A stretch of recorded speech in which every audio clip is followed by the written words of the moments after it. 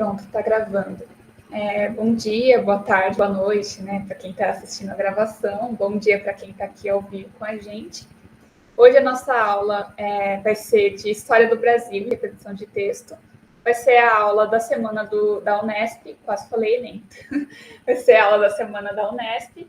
E a gente decidiu juntar essas duas matérias, porque a gente escolheu questões que geralmente caem na Unesp, que relacionam essas duas disciplinas. Então, geralmente tem um texto e tem o conteúdo de História do Brasil. E a gente selecionou aqui uns exercícios para fazer com vocês e conversar um pouco sobre o tema desses exercícios. Vou colocar aqui esqueci o nome, os slides. Bom dia, gente. Boa tarde, boa noite aí.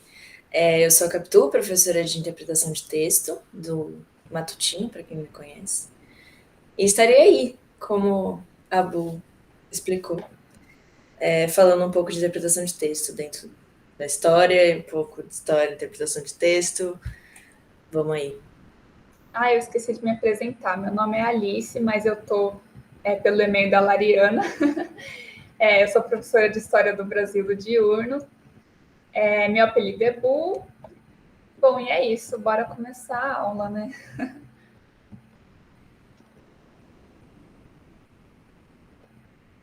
Tá carregando aqui. Pronto, acho que foi. Bom, temos aqui a primeira questão. Se quiser já começar a ler, Capitu. Então, gente, para quem tem aula comigo de manhã, eu espero muito que vocês lembrem dessa música que eu mostrei numa aula falando sobre intertextualidade. Essa questão não está falando... É necessário entender a intertextualidade para resolver essa questão. Acho que eu diria que até é uma questão de intertextualidade. Mas é uma música do Chico Buarque, chamada Bom Conselho, composta em 1972, prestem atenção nisso, que diz o seguinte, vou ler para vocês, não vou cantar, vou ler, né? Ouça um bom conselho que eu lhe dou de graça, inútil dormir que a dor não passa. Espere sentado ou você se cansa. Está provado, quem espera nunca alcança. Venha, meu amigo, deixe esse regaço, brinque com meu fogo e venha se queimar. Faça como eu digo, faça como eu faço, haja 2 vezes antes de pensar. Corra atrás do tempo, vim de não sei onde. Devagar é que não se vai longe. Eu semeio o vento na minha cidade, vou pra rua e bebo a tempestade. Bom, gente, aqui, assim, já de primeira, a gente percebe algumas coisas, assim, essenciais para entender essa música e para responder essa questão.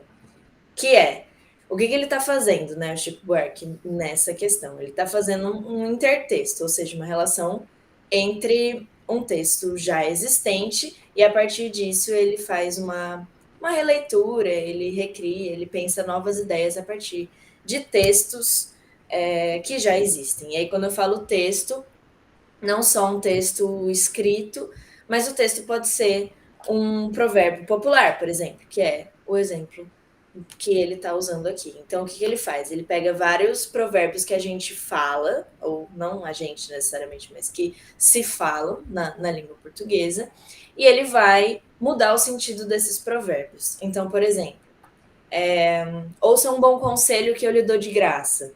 O que isso nos lembra, né? Se o conselho fosse bom, ninguém dava de graça, né? Que é uma coisa que as pessoas falam, né? Provérbio nesse sentido, que as pessoas repetem uma mesma ideia. E aí ele subverte esse sentido. Inútil dormir que a dor não passa, a mesma coisa. Geralmente as pessoas falam, dorme que passa, né? Dorme que a dor passa.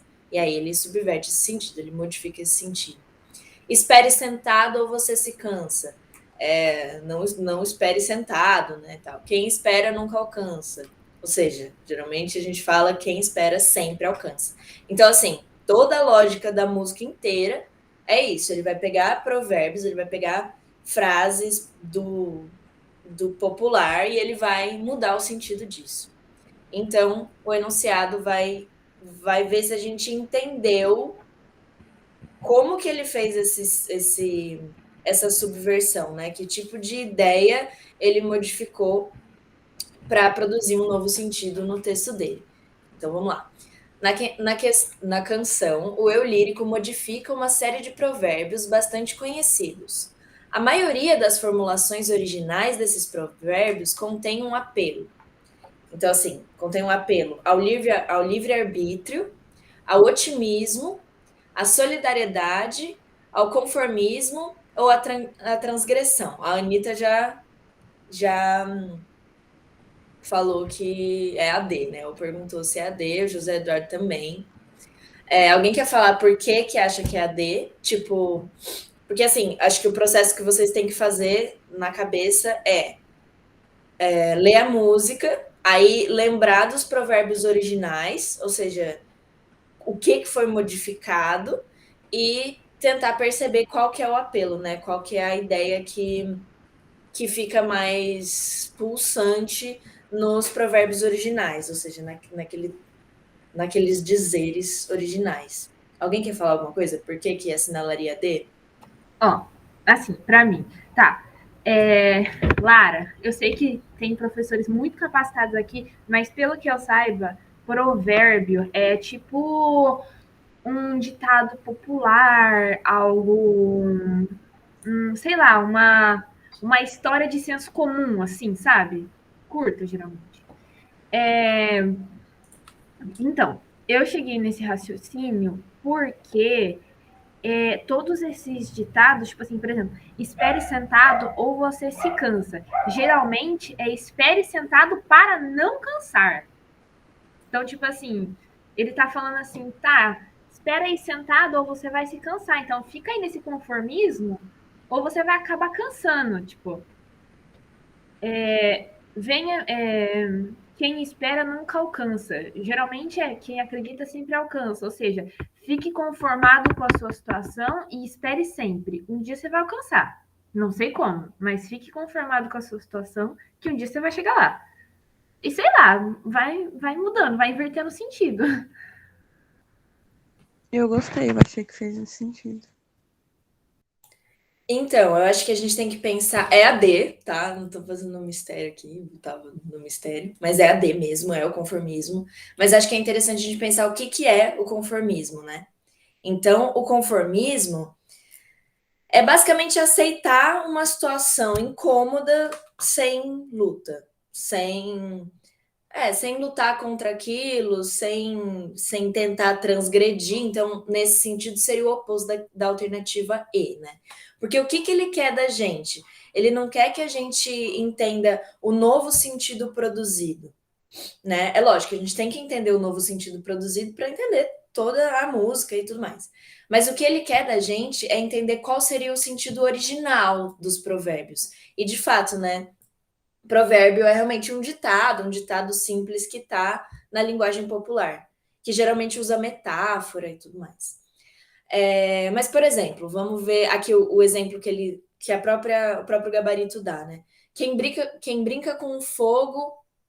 Não, peraí.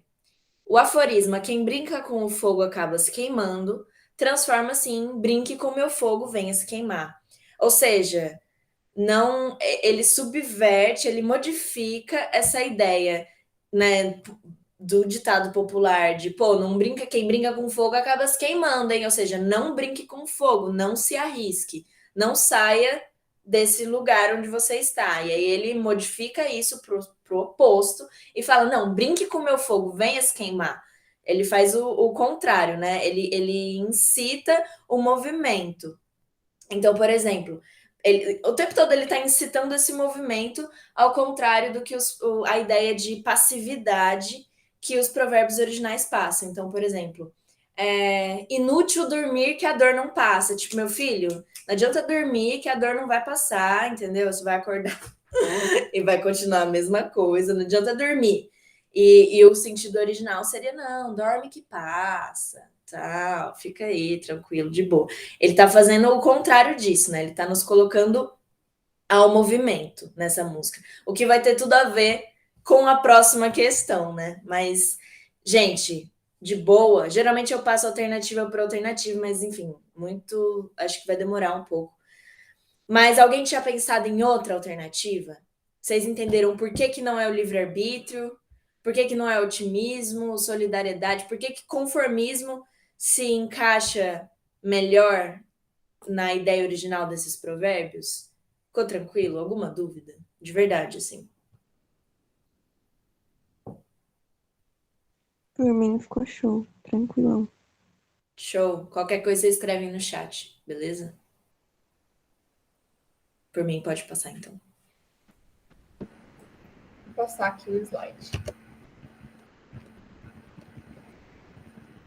Bom, aí tem a segunda pergunta, né, referente ao mesmo texto.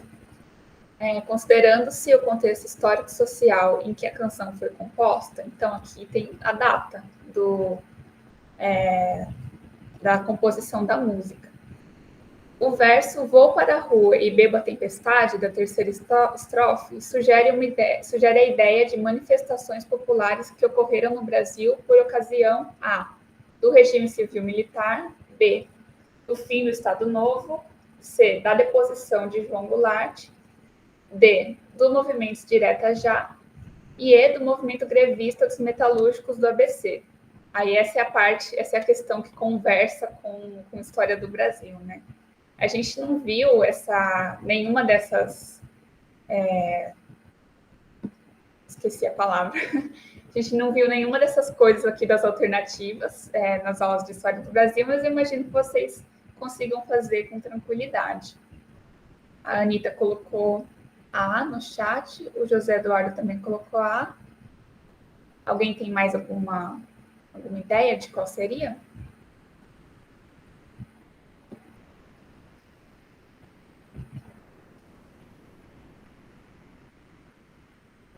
Alguém tem mais algum palpite? A Lara também acha que é A.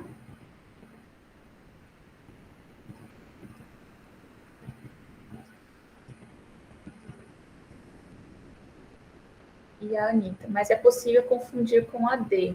Uhum.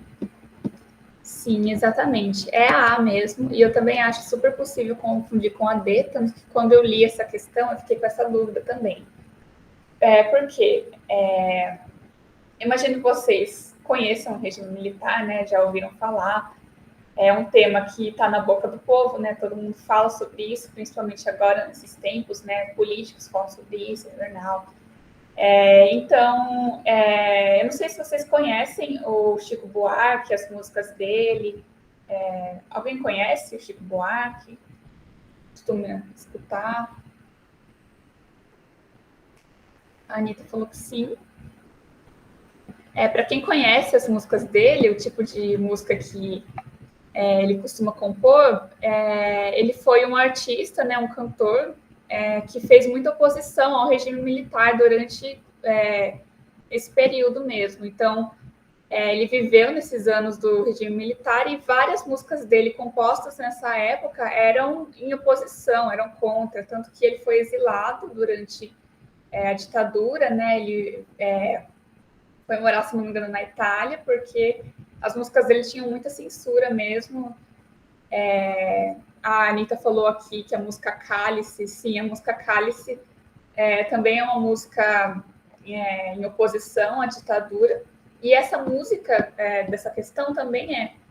Aí esse trecho, "Vou para a rua e bebo a tempestade", é exatamente disso que ele está falando, de convocar as pessoas a ir se manifestar nas ruas, a ir se manifestar para derrubar o regime militar, exatamente. E como é composto em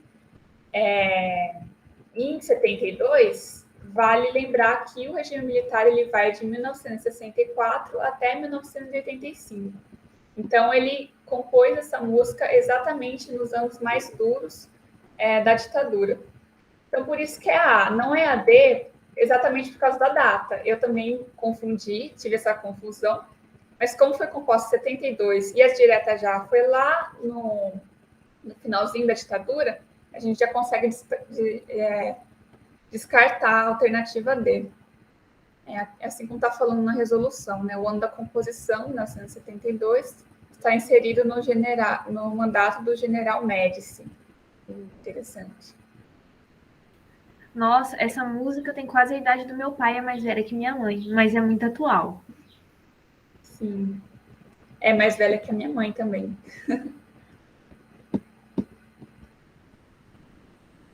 Então, por isso que é A. Vocês entenderam? Alguém tem alguma dúvida? Isso conversa, inclusive, com a primeira pergunta da questão, de que a música ela subverte o sentido original dos ditados populares, exatamente para ter essa conotação de afronta, né? De não fique conformado, não fique nesse comodismo. E aí ele muda o sentido da letra exatamente para incitar uma manifestação contrária ao regime militar. Tudo bem, gente?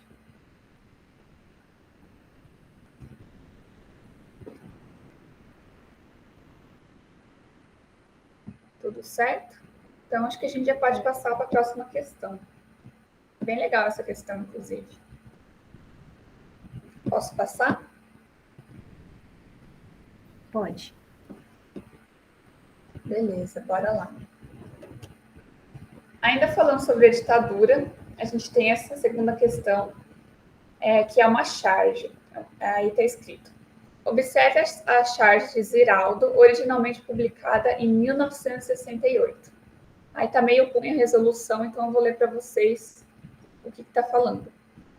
Aí, o AI-5, a primeira cobrinha aqui do canto fala: te cuida que a barra está pesada para as cobras. Aí o elefante fala: mas eu não sou cobra. Aí a segunda cobra fala: prova para eles. Então, o tema principal dessa tirinha é o AI-5, e o que essa tirinha está falando, que essas cobras, né, esse elefantinho está falando, tem a ver com o AI-5. Vocês conhecem o AI-5? Já ouviram falar? O nome Eu inteiro, né? escutei falar naquela época lá da publicação, acho que foi do Carlos, ou não sei se foi do 01, se foi do 02 lá dos Bolsonaro, que deu toda essa polêmica, e aí essa tirinha, tipo, voltou assim do nada e todo mundo começou a compartilhar ela por conta daquele tweet, assim, muito polêmico e daquelas declarações. E aí eu lembro que isso aí, tipo, repercutiu muito. Eu lembro exatamente dessa tirinha, tipo, em todo lugar que eu passava, tipo, que eu via da internet, às vezes até, tipo, em cartazes que a gente via em alguma faculdade, alguma coisa assim, tinha essa tirinha. Isso no ano passado. Sim, exatamente.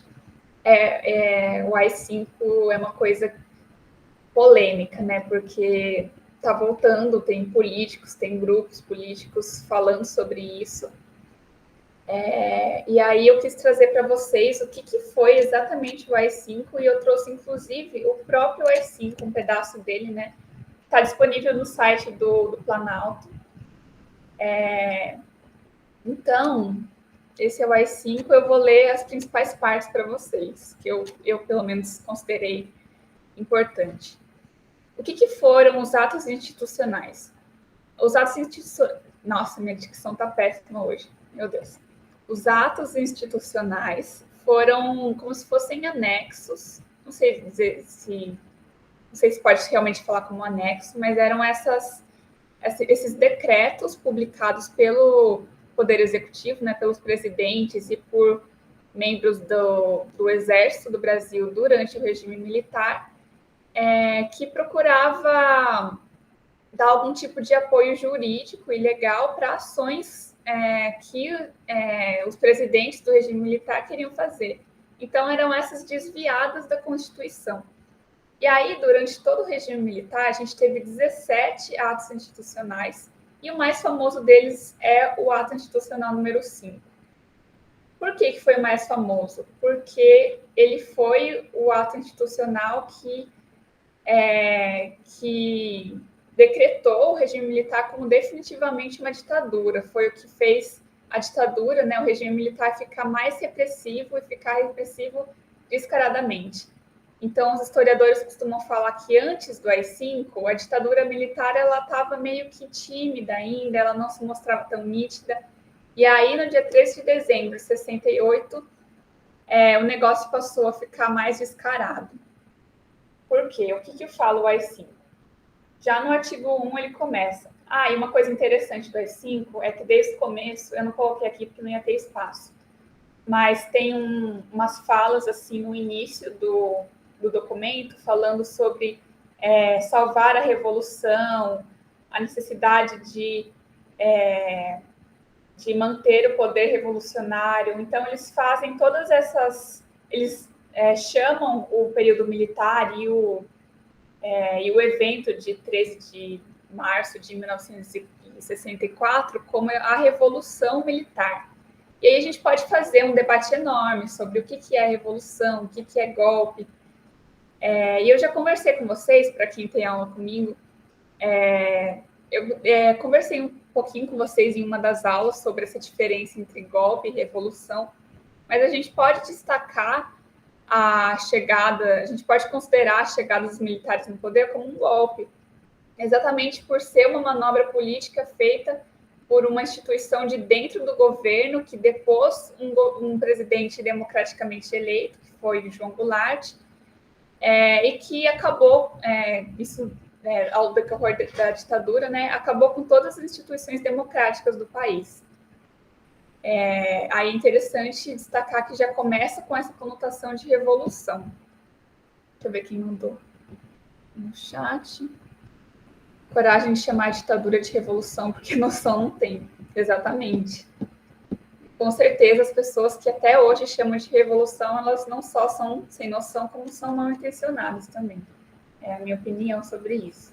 Aí, logo no artigo 1, ele fala: são mantidas a Constituição de 24 de janeiro de 1967 e as constituições estaduais, com as modificações constantes deste ato institucional. Então, já começa falando que o ato institucional ele tem esse poder de modificar constantemente a Constituição. Então, já começa aí. A Constituição não é para ser mudada à vontade de cada presidente, né? Ela está aí para ser seguida. E o ato institucional já avisa falando que pode fazer modificações constantes. Aí, no artigo 2, o presidente da República poderá decretar o recesso do Congresso Nacional, das Assembleias Legislativas e das Câmaras de Vereadores, por ato complementar, em estado de sítio ou fora dele, só voltando os mesmos a funcionar quando convocados pelo presidente da República. Então, com o AI-5, o presidente da República ele tinha autorização de fechar o Congresso Nacional, e é isso que ele faz em 68.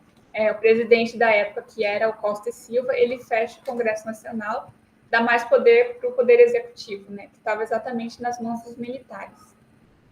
Aí, no artigo 3, o presidente da República, no interesse nacional, poderá decretar a intervenção nos estados e municípios sem as limitações previstas na Constituição. Ou seja, ele podia pegar a Constituição, ignorar ela, e intervir nos estados e municípios. Poderia pegar o governador, pegar o prefeito e retirar ele do cargo, como ele bem quisesse. E aí ele coloca aqui, no interesse nacional. Mas não explica o que é esse interesse nacional, né? Aí no parágrafo único. Os interventores nos estados e municípios serão nomeados pelo presidente da República e exercerão todas as funções e atribuições que caibam, respectivamente, aos governadores ou prefeitos. Então, o presidente da República ele tinha o poder de intervir nesses estados, de retirar os governadores e prefeitos do poder e colocar quem ele quisesse, e essas pessoas que entrariam, nomeados pelo presidente, fariam exatamente as mesmas coisas que os governadores e prefeitos. Então, foi uma medida bastante dura, bastante nítida, assim, que começou a funcionar a partir de 68. Aí o artigo 4.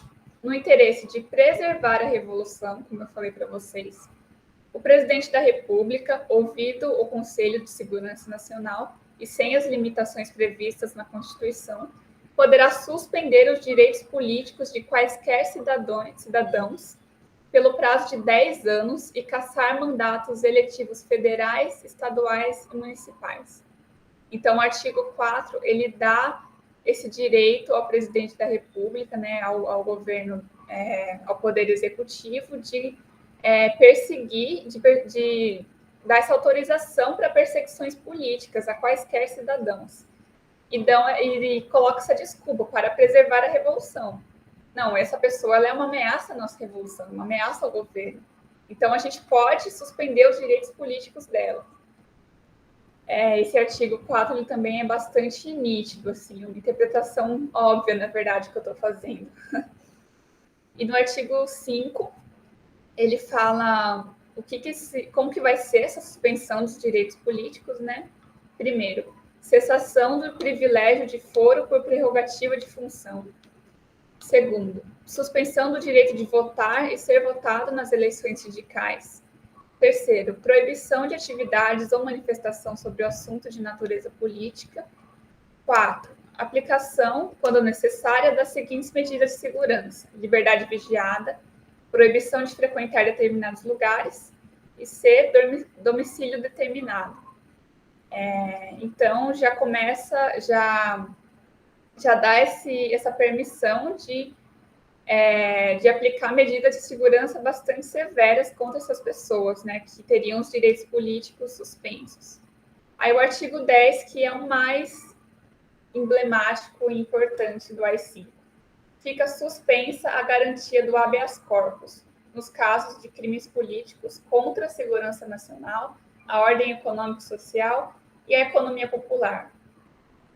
O que é o habeas corpus? A Capitu, que faz direito, provavelmente vai saber explicar melhor que eu. O habeas corpus é um instrumento jurídico, é um dos instrumentos jurídicos mais importantes que existe, exatamente porque na nossa Constituição, né, no nosso Estado moderno, atual, a gente tem essa concepção de que todo ser humano tem o direito à vida e à liberdade. Então, ele também tem direito a lutar por essa liberdade. O habeas corpus é o que permite que essas pessoas recorram à liberdade delas quando a justiça, sei lá, de repente falhar ou buscar prender essa pessoa. Então, o AI-5 decretou fim do habeas corpus para casos de crimes políticos. Mas e quem não estivesse cometendo um crime político? Exatamente. Como você vai provar que o crime, sei lá, o que você está sendo acusado é um crime político? E é exatamente sobre o artigo 10 que fala a tirinha lá do começo. A coisa está feia para quem faz crime político, porque não tem habeas corpus. Mas eu não fiz crime político. Prova para eles. Então, essa é uma das medidas mais severas também do AI-5. E a partir do AI-5, muitas pessoas foram acusadas, foram perseguidas, e sem direito a recorrer à própria liberdade, né? Eu quis trazer para vocês o documento mesmo, o AI-5, tem mais escrito dele. Está aqui nesse site que eu coloquei para vocês, se alguém tiver interesse.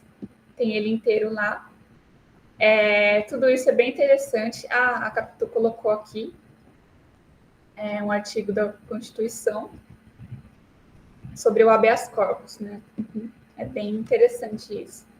Aí tem um vídeo muito, muito legal que o cara explica cada artigo do AI-5. Se alguém tiver interesse, alguém gostou desse tema, vou deixar o vídeo aqui para vocês.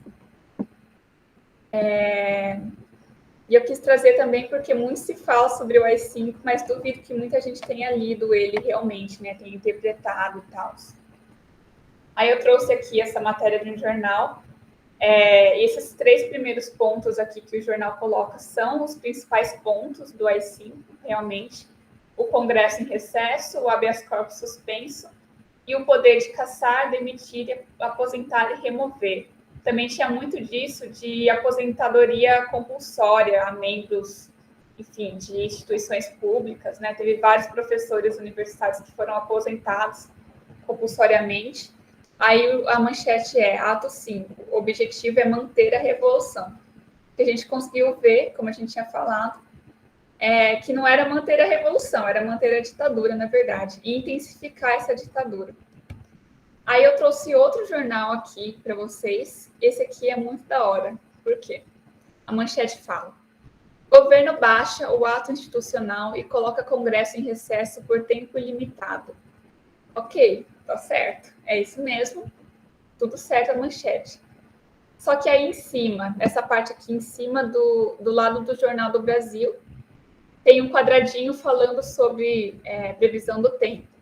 Tempo negro, temperatura sufocante, o ar está irrespirável. o país está sendo varrido por fortes ventos, máxima de 38 graus em Brasília. Então, por causa da censura que se tinha na época, e principalmente a censura que intensificou com o AI-5, não se podia dar opiniões no jornal, né? Então, a pessoa que escreveu esse jornal conseguiu driblar essa censura e colocar essa previsão do tempo, né? Que, na verdade, era o que realmente significava o AI-5, segundo esse jornalista. E aí, no outro cantinho direito, ontem foi o Dia dos Cegos, porque o jornal foi publicado no dia 14 de dezembro e o AI-5 foi decretado no dia 13. Tudo bem, gente? Alguém tem dúvida? Gostaria de fazer um comentário? Agora eu voltei aqui para a nossa questão, fiz um parênteses na aula para explicar, mostrar o AI-5.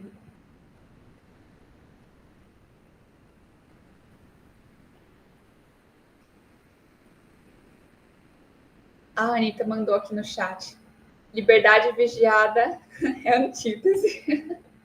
Exatamente, né? Liberdade vigiada. Tudo bem, gente? Posso ler a questão? E aí a gente faz? Eu fiquei pensando bastante no artigo 3º do AI-5 e relacionei com essa tirinha, assim, né? De quem é o subversivo. Não, no artigo 3º não, no artigo 5º, eu acho. No próximo. Não, no 4º. Sim, no interesse de preservar a revolução, blá, blá, blá. O presidente da República poderá suspender os direitos políticos de quaisquer cidadãos pelo prazo de 10 anos. E aí eu fiquei pensando na charge, né? Quais cidadãos? Tipo, o que determina a escolha desse cidadão que terá os direitos políticos suspensos, né?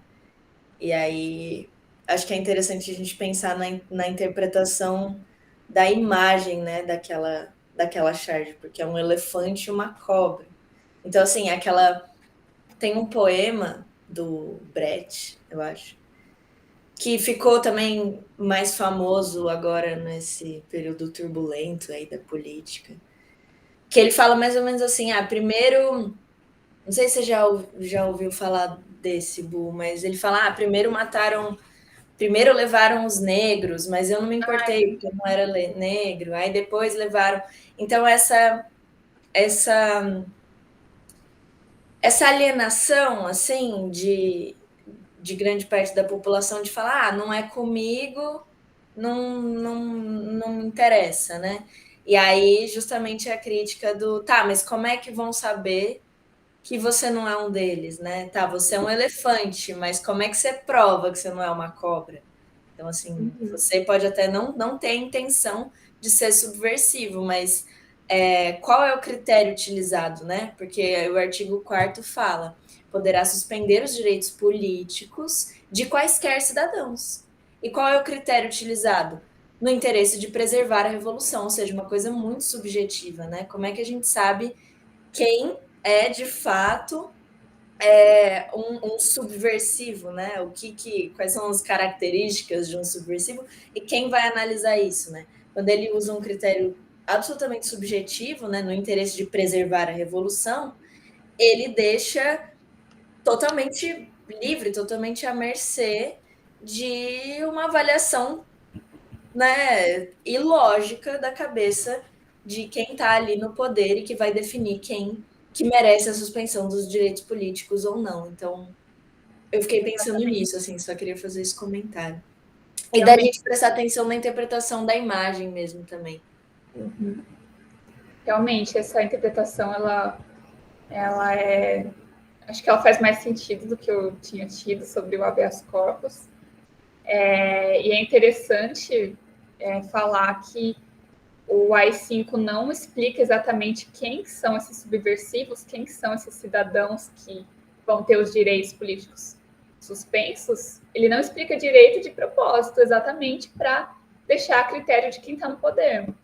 Então, é bastante intencional que o AI-5 não explique algumas coisas, né? Não explique o que é preservar a revolução, o que é ser contra a segurança nacional. É bastante simbólico isso, né? No link que eu deixei para vocês, o professor ele explica exatamente essas partes, é bem interessante. E aí o AI-5, e aí, né? Falei sem querer. O AI-5, a tirinha explica bastante sobre essa questão do AI-5, né? Qualquer pessoa poderia ser considerada subversiva. Como que prova que não é subversiva? Exatamente. Não prova. Aí a questão fala: o diálogo entre o elefante e as cobras, associado à decretação do ato institucional número 5, sugere a alienação de parte expressiva da sociedade ante o cenário político e a difusão de notícias falsas. B. A solidez das instituições políticas republicanas e a disseminação do medo por traidores dos interesses nacionais. C. O contraste entre o esforço militar de corrigir os rumos do país e a desconfiança da sociedade civil. D. O poder dos grupos sociais e políticos fortes e consolidados e a incerteza entre os setores populares. E E. O distanciamento entre a sociedade e regime político e a dissolução de garantias e dos direitos democráticos. Qual que vocês acham que é? A Anitta falou que é a A. Alguém tem mais algum palpite?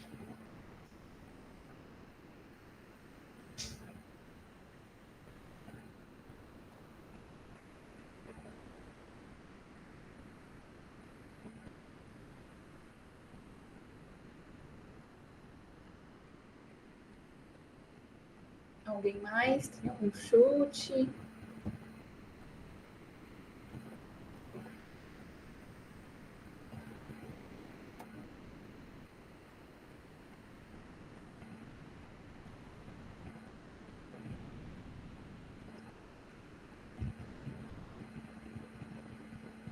Eu acho que vale pensar nas palavras-chave, gente. Tipo, o que ele está perguntando, né?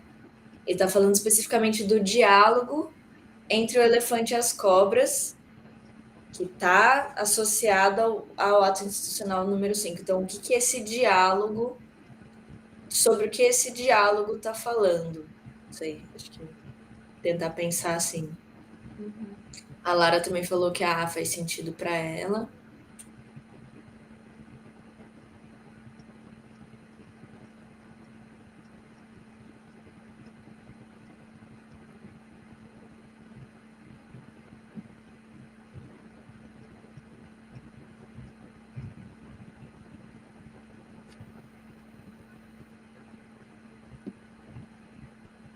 A Anitta falou que é a A ou a E.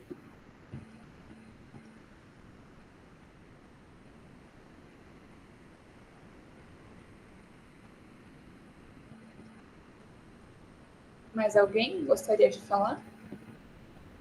A Raíssa falou a E. E a Lara, a palavra alienação me chamou a atenção. Uhum.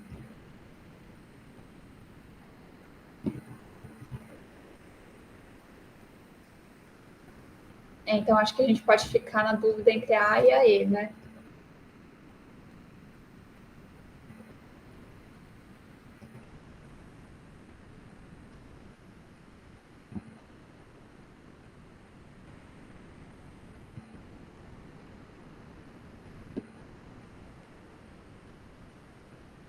Bom, se ninguém mais tiver algum palpite, já vou falar qual que é a alternativa certa. A alternativa certa é a E. O distanciamento entre a sociedade e regime político e a dissolução das garantias e dos direitos democráticos. Por que não é a A? A A fala sobre alienação da sociedade e a difusão de notícias falsas, mas a questão em si, o diálogo entre o elefante e as cobras, está falando sobre um regime político que dissolveu, né, que acabou com as garantias dos direitos democráticos. Então, a esse encaixa melhor. Não está falando exatamente de alienação, porque na verdade, fala um pouco sobre alienação, né? A questão do elefantinho, de que ele poderia ser essa pessoa da sociedade que seria acusada injustamente, né, de crime contra a segurança nacional e tal. Bom, pera, me perdi um pouco.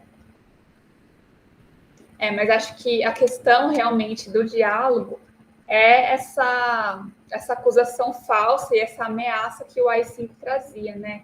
E nem tanto a alienação da sociedade, mas sim uma ameaça mesmo a cidadãos comuns que muitas vezes não eram militantes, que não estavam envolvidos na política, mas mesmo assim poderiam ter os seus direitos políticos ameaçados, né? E aqui fala também de difusão de notícias falsas. E não é muito sobre isso que o contexto do AI-5 fala, até porque não era comum, como se é hoje em dia, né, de existir notícias falsas. Inclusive, a dicção, senhor. As notícias que se tinham, elas eram bastante censuradas, inclusive. Então, muitas vezes era uma notícia vaga, era uma notícia que não explicava muita coisa, só falava o óbvio. Então, essa questão de notícias falsas, esse período da ditadura militar, ela não é muito comum, como se tem hoje, né, o fenômeno dos fake news, né, corrente do Zap, é um fenômeno muito mais atual do que naquela época. Tudo bem, gente? Vamos ver as outras alternativas, porque aqui não é. B, a solidez das instituições políticas republicanas. Aí já está errado, porque a gente vê que não era sólido, eram instituições políticas bastante precárias, né, que publicavam esses atos institucionais para conseguir se manter no poder. E a disseminação do medo por traidores dos interesses nacionais. Na verdade, quem disseminava o medo era o próprio governo, né, publicando esses decretos. Alguém mandou alguma coisa no chat? Eu vi um barulhinho. A Lara falou, a dúvida do elefante mostra esse afastamento mesmo. Não entendi muito bem. A dúvida, como assim? Dele ficar confuso e falar, ué, mas eu não sou cobra? Porque é meio que falta de informação, né?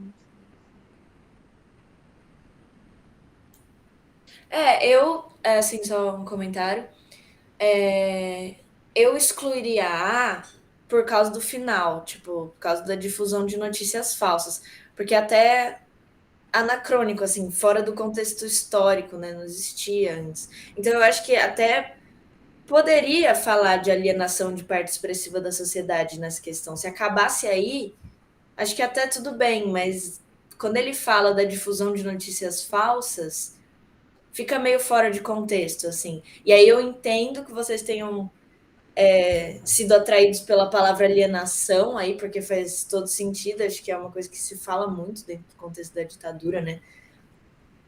De alienação de partes expressivas da sociedade sobre o que está acontecendo e tudo mais. Mas eu acho que aí pensar também no que ele está pedindo, né? Ele está falando do diálogo entre o elefante e as cobras e o que isso sugere sobre o contexto do AI-5. E aí a alternativa A, ela não fala exatamente de qual a crítica que está se fazendo ao AI-5, né? E aí a E vai falar mais especificamente sobre isso, né? Porque ela vai falar da dissolução das garantias e dos direitos democráticos, que é exatamente isso que o AI-5 está fazendo. Então, às vezes, uma alternativa começa certa e aí ela dá uma deslizada. Não tem, tipo, uma palavrinha aí que é meio confusa. Mas eu entendo também rolar essa confusão entre a A e a E também, principalmente por causa do começo, né, da alienação. E eu acho que a Unesp pode ter sido até meio zoeira, né, de botar esse negócio das notícias falsas no vestibular recente, pós 2016, tal. Enfim. Fica aí o questionamento. Eu também acho, inclusive, os vestibulares costumam colocar conteúdos de história que estão aí no presente, sabe? Que que as pessoas no presente estão falando sobre isso. Então, o AI-5 é uma coisa que está na boca do povo também, que aparece numa fake news, assim, o AI-5 na ditadura foi muito bom, sabe? Esse tipo de coisa está aí agora, as pessoas estão falando sobre isso. Tem outras questões de história do Brasil que eu acho que vão cair muito nos vestibulares, como, por exemplo, questão de bandeirantes que tiveram as estátuas queimadas. Tem também a questão que está aí a notícia, né, do marco temporal. Também acho que relaciona super com a história do Brasil. E são, na verdade, temas de atualidade, assim, né, que a gente está recorrendo, que a gente está trazendo esse passado de volta e interpretando a maneira do presente, né, como que isso está acontecendo atualmente. Tudo bem, gente? A C fala sobre o contraste entre o esforço militar de corrigir os rumos do país. Isso também é uma falácia do regime militar, né? Os militares falarem, vamos corrigir o país, vamos salvar o país do comunismo, da corrupção. Era um discurso muito comum naquela época, né? De salvar o país do comunismo e da corrupção. Qualquer semelhança com o presente é mera coincidência. E a desconfiança da sociedade civil. E a desconfiança, na verdade, era do próprio governo militar, né? Contra a sociedade civil. E a D, o poder dos grupos sociais e políticos fortes e consolidados, e a incerteza entre os setores populares. Também imagino que ninguém ficou na dúvida entre a D. Também não condiz com a tirinha, né? Com a charge. Tudo bem, gente? Ficou alguma dúvida sobre essa questão? Ela é complicadinha mesmo. Eu também ficaria na dúvida entre a A e a D, pelo mesmo motivo que a Catu falou. Aí, pode falar. Esse finalzinho da D, tipo, e a incerteza entre os setores populares. Tipo. Ô, Lara, não sei se você te ouvir. Oi? Tá dando pra me escutar? Tá bem baixinho, não consegui te ouvir direito. Estava falando do final da D, foi isso? Da incerteza? É a incerteza entre os setores populares. Tipo, isso daí. Lara, a hora que você fala assim, a incerteza dos setores populares, depois disso não dá para escutar, tipo, mais nada do que você disse. Nada, nada, nada. Não, mas é só isso mesmo. Ah, tá.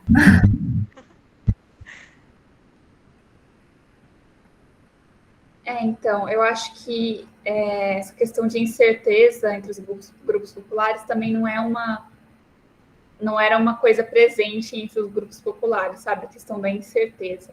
Conversa mais a questão da alienação e do distanciamento, como está na A e na E, né? Incerteza, eu acho que não era uma coisa muito presente entre esses setores, porque exatamente que a grande parte da sociedade era alienada, né?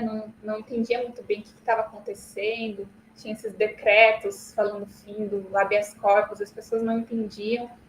Então, poderia causar uma incerteza, sim, por não entender o que estava acontecendo. Mas acho que não conversa no sentido de... Não sei, acho que a D também não explicou muito bem o que é essa incerteza. Falando em violência, acabei de ver aqui, ó. Faz quanto tempo? 45 minutos. Policiais matam jovem negro após confundir marmita com arma. Nossa.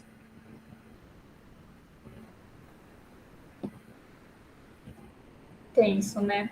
Tinha 17 anos o menino. Nossa, que horror. Triste que esse tipo de notícia é muito frequente, né?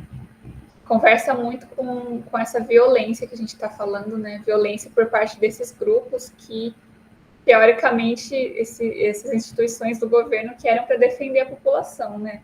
E que se demonstram bastante violentas, bastante autoritárias, principalmente com essa população marginalizada, né? Com a população negra e de favelas que acabam se envolvendo em crimes. Infelizmente, é muito comum essa situação. que pena que hoje mais uma, né? Mais uma vítima. Bom, gente, acho que essa questão conseguimos fazer, né? Você entendeu, Lara, que eu falei sobre a sua dúvida? Não sei Entendi. se ficou Não, mas é porque na hora não fez muito sentido para mim, mas aí quando você repetiu a incerteza entre os setores populares, eu meio que lembrei do que o elefante falou aí, sabe? Ele ficou meio, tipo, na dúvida. E eu acho que também eu excluiria a D por causa do começo dela. Ela fala, sugere o poder dos grupos sociais e políticos fortes e consolidados. Tipo, acho que é o oposto, né, que ele está tentando falar. Ele está tentando falar justamente da fraqueza da sociedade diante dessa situação, né? Da falta de grupo social e político forte e consolidado, do ponto de vista da reação popular, né? Enfim. Exatamente. Sim, aham. Por aí. Mas Eu só- comentando aí o que a Anitta falou, eu acho que vale a gente pensar um pouco nessa nessa ideologia da segurança, né, que é uma pauta forte no governo que a gente tem hoje e tal, né, de segurança, de matar bandido, e como isso torna o nosso sentimento, né, enquanto cidadão e, enfim, né, eu, enquanto pessoa branca, muito menos do que o sentimento de insegurança de uma pessoa preta, mas, assim, o quanto isso gera um sentimento oposto na gente, né, essa coisa da segurança, matar bandido, não sei o que, faz a gente se sentir muito mais inseguro, porque essa violência é usada justamente contra a sociedade, né, essa coisa do ódio e do racismo, enfim. Eu acho que é um jeito da gente pensar também como é que essa política é uma política do medo e uma política da morte, né? Que não nos deixa mais seguros, muito pelo contrário. Só isso, acho que não dá para deixar de comentar. Exatamente. É para ser um dia de alegria, né? Porque ontem a gente bateu 50% de toda a população brasileira vacinada com as 2 doses. E hoje, tipo, vem uma bomba dessa. Parece que foi assim, né? Eu tava lendo a matéria, foi assim, tipo, os policiais entraram na favela disfarçados de técnicos de internet, pessoal que ia mexer com fiação e tal. E aí o menino tava entrando com uma marmita e aí ele viu os policiais e ficou com medo e saiu correndo. E aí pegaram e atiraram na cabeça dele. Nossa. Do nada, assim, ó, pô, acabou. Aí parece que queriam levar o corpo dele embora, a comunidade cercou e falou assim, que falaram assim, vocês atiraram em um menino desarmado, ele tava com uma marmita na mão, agora vocês vão querer levar o corpo dele embora? Não vão, não. Não deixaram levar o corpo dele. Parece que só a mãe mesmo conseguiu levar pro IML. Provavelmente iam, né, dar uma forjada, se conseguissem levar. Nossa, é absurdo, né? Não, e eles estão blindados, né? Eles vão alegar um monte de coisa, né? Erro de tipo, me confundi. Isso que é difícil, né? Você ter um tipo de retaliação contra o próprio policial. E assim, o policial aperta o gatilho, mas o que está por trás, né? Tem todo um sistema jurídico e político que legitima tudo isso, né? Por isso que é tão difícil de mudar. Se fosse corrigir aquele policial, né, aquela pessoa, né, a coisa já teria sido feita, mas não adianta, né? Não é aquele indivíduo, né, aquele policial, é toda a ideologia por trás, né, que é política, que é do nosso sistema penal, enfim. Então o buraco é muito mais embaixo, né? Por isso que essas notícias sempre vêm à tona, né? E a gente sempre acha, porra, de novo isso, né? De novo, podia, né, acabar logo, mas não vai acabar se a gente não mudar toda essa rede, né? Enfim, é o policial que aperta o gatilho, mas tem muita gente por trás, né? Enfim. Exatamente. E dá para pensar também na questão da impunidade, né?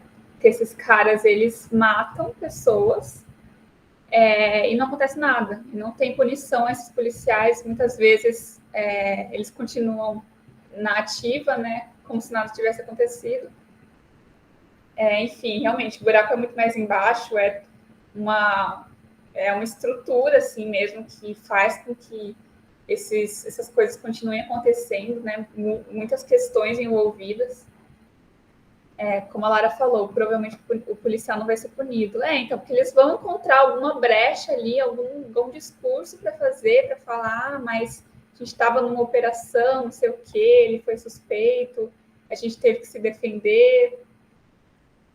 E aí, A gente estava numa operação e a menor, menina saiu correndo com uma marmita. Aí a gente teve que atirar, né? Não teve jeito. Como você não vai atirar num moleque correndo com uma marmita na mão? Uhum. É complicado tudo isso, e ao meu ver, assim, é um resquício da ditadura militar, sabe? Essa mesma mentalidade que existiu durante 20 anos de ditadura, ela permanece nesses grupos armados do poder, né? Permanece essa noção de que existem cidadãos que são uma ameaça, que eles precisam ser aniquilados mesmo. Toda uma estrutura que, por mais que um período autoritário tenha acabado, ela permanece aí, né? Permanece esse imaginário, esse raciocínio de violência. Acho que o grande choque da ditadura militar é que essa violência, essa repressão atingiu o branco de classe média alta, né? Enquanto que uma violência já estava instaurada contra as pessoas pretas, pessoas pobres, enfim, os indígenas. E aí acho que é difícil também pensar nisso, né? Será que a violência acabou para os grupos marginalizados depois do final da ditadura militar, né? Não. Exatamente. Interessante pensar isso, que a gente só destaca o quanto a ditadura foi violenta porque atingiu os brancos de classe média, né? Enquanto não atingia, antes estava tudo ok? Será que estava? Provavelmente não estava, né?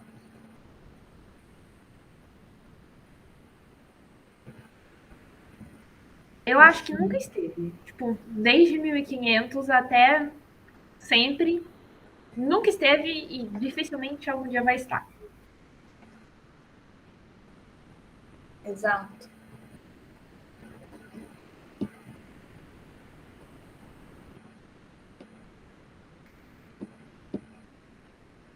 Complicado tudo isso, né, gente? Principalmente porque a gente trata dessas questões em história, né, em história do Brasil, principalmente, mas é muito atual. Tá aí tudo isso que a gente vê, né? Não é só o passado, não é só, passou. Não, tá aqui, tá no presente, a gente vivencia tudo isso. Acho que isso é uma das coisas que eu mais gosto em história, por mais que a gente esteja falando de questões tristes e preocupantes na sociedade, mas é interessante isso de que nunca é um passado que passou.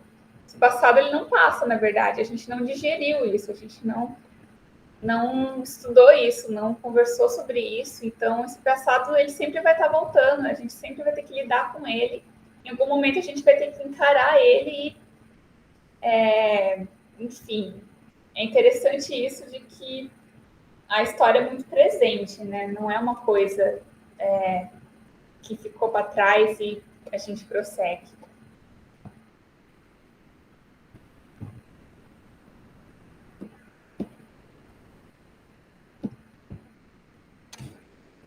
Bom, então acho que a gente já pode prosseguir para as próximas questões, né? A gente deu uma conversada sobre isso.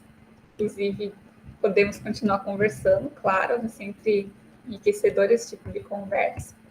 Aqui eu coloquei a resolução da questão, que é a alternativa E. Que ele fala exatamente isso. Faz referência a semi-velada violência dos órgãos em busca de subversivos, mesmo que não envolvidos em oposição do governo. Inclusive, tem uma história de que tinha um cara que, enfim, era de classe média normal, que ele gostava de colecionar matérias de jornais. Então, ele pegava jornais e guardava na casa deles. Aí, um dia, alguém dedurou ele para o governo de que ele fazia oposição à ditadura, porque muitos jornais que ele guardava eram jornais que eram publicados, aí depois tinha censura e eram recolhidos, então ele conseguia guardar esses jornais censurados. E aí o cara foi perseguido e preso, sabe? Não lembro exatamente se ele chegou a ser morto ou torturado. Mas tem essa história de que o cara ele simplesmente gostava de colecionar jornais, ele não tinha absolutamente nada de subversivo no que ele estava fazendo, subversão. E mesmo assim ele foi um alvo assim do governo ditatorial, dos militares. Isso conversa muito sobre a questão, né? Sobre a tirinha de que você não é subversivo. Prova para eles que você não é. Não dá para provar. Bom, essa é a nossa... Não sei que questão que é essa, qual o número, mas essa é a próxima questão.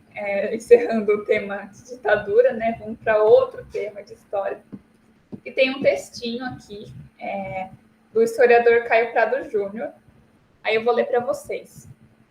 Destinada unicamente à exportação, em função da qual se organiza e mantém a exploração, tal atividade econômica desenvolveu-se à margem das necessidades próprias da sociedade brasileira. No alvorecer do século XIX, essa atividade econômica que se iniciara sob tão brilhantes auspícios e absorvera durante 100 anos o melhor das atenções e dos esforços do país, já tocava sua ruína final. Os prenúncios dessa ruína já se faziam, aliás, sentir para os observadores menos cegos pela cobiça dessa longa data. De meados do século XVIII em diante, essa atividade econômica, contudo, não fizera mais que declinar. Ok, esse é o texto. Acho que se eu tivesse lendo esse texto no vestibular, eu ficaria assim... Que raios esse texto está falando? Mas é uma questão de interpretação, mesmo sendo totalmente de história. Por quê? É um textinho que, de cara, assim, pode parecer difícil, mas uma dica que eu dou para vocês é sempre tentar se ancorar assim, nas coisas que vocês realmente entenderam do texto. Então, ele fala aqui exportação, exploração, depois fala tal atividade econômica. Então, o que o cara está falando no texto? Ele está falando de alguma atividade econômica que existiu durante a história do Brasil. E aí ele dá as datas dessa atividade econômica. Ele fala que no alvorecer do século XIX, no início do século XIX, né, nos anos 1800 e pouquinho, essa atividade econômica que passou 100 anos tendo a melhor das atenções do país, tocava a sua ruína final. Então, no século XIX, já estava acabando essa atividade econômica. Então, como teve 100 anos, essa atividade econômica começa no século XVIII, no início do século XVIII. E aí depois ele fala de meados do século XVIII, do meio do século XVIII em diante, essa atividade econômica começa a declinar. Então, é tipo assim, o começo do século XVIII, aí vai fazendo um gráfico crescendo, chega no meio do século XVIII, começa a declinar até que no século XIX já estava no fim, já tocava sua ruína final, essa atividade econômica. Só que ele não fala que atividade econômica é essa. Como ele situa a data, dá para saber pela data. Então, dos anos 1700 e pouquinho até... mentira, não é isso mesmo. 1700 e pouquinho até 1800 e pouquinho. E a gente tem que descobrir qual atividade econômica que é essa. Vocês acharam o texto difícil também? Eu achei dificinho. Complicadinho, hein? Chatinho o texto para entender. Eu vou me apegando ali nas datas, vendo se a gente lembra de uma coisa ou outra. Sim, sim. Eu acho que as principais informações que o texto dá para você se ancorar, assim, para você entender que atividade econômica que ele está falando é a data. E aí vocês lembram quais atividades econômicas que a gente teve nessa época? Assim, a gente está falando, o texto fala do período colonial, do Brasil colonial. Aí vocês lembram quais atividades econômicas, né? Quais as principais economias do Brasil colônia? Quem aí lembra?